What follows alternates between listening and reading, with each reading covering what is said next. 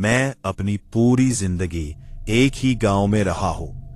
ज्यादातर लोगों के लिए यह एक शांत जगह थी, लेकिन बचपन से ही मैं ऐसी चीजें देखता था जिन्हें बाकी लोग नहीं देख पाते थे।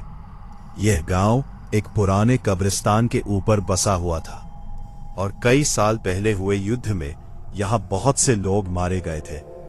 मुझे अक्सर डरावने सपने आते थे और अजीब आवाजें सुनाई देती थीं, लेकिन कोई मेरी बात पर विश्वास नहीं करता था। सबसे डरावना अनुभव उस दिन हुआ जब मैं अपने कुत्ते को जंगल के पास बहने वाली नदी के किनारे घुमाने ले गया था। वो एक शांत स्वभाव का बैसेट हाउंड था जो कभी किसी पर नहीं भौंकता था।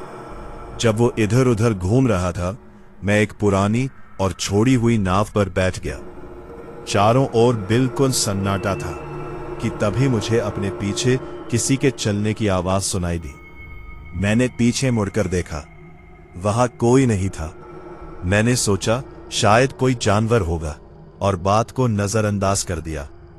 कुछ मिनट बाद मैंने एक गहरी और टूटी हुई आवाज सुनी, मार्को। वह मेरी ही नाम पुकार रही थी। आवाज बिल्कुल इंसानी नहीं लग रही थी। मैंने ऊपर देखा और मेरा खून जम गया।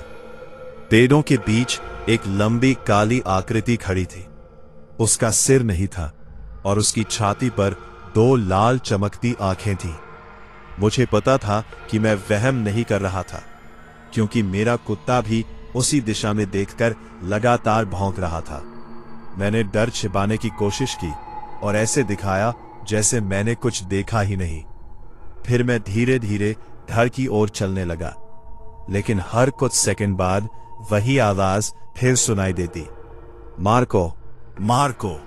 जब भी मैं पीछे देखता, वह आकृति पेड़ों के पीछे छिपती हुई मेरा पीछा करती दिखाई देती।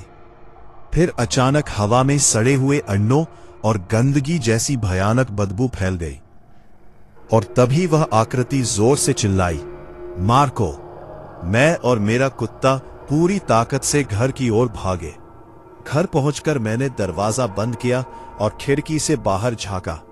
वह आकृति मेरे पड़ोसी के घर के सामने एक पेड़ के पीछे खड़ी थी, फिर एक पल में गायब हो गई।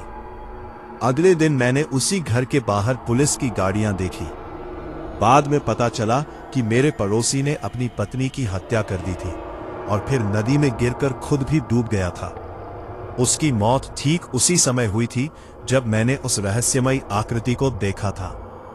आज तक मुझे नहीं पता कि वह क्या थी। क्या वह मुझे नुकसान पहुंचाना चाहती थी या फिर मुझे ये बताने आई थी कि वह क्या हुआ था? इस सवाल का जवाब मुझे आज भी नहीं मिला। लेकिन उस घटना के बाद जब भी मैं किसी डरावनी या अलौकिक चीज के बारे में बताता हूं, मेरे माता पिता मेरी बात पर यकीन जरूर करते हैं।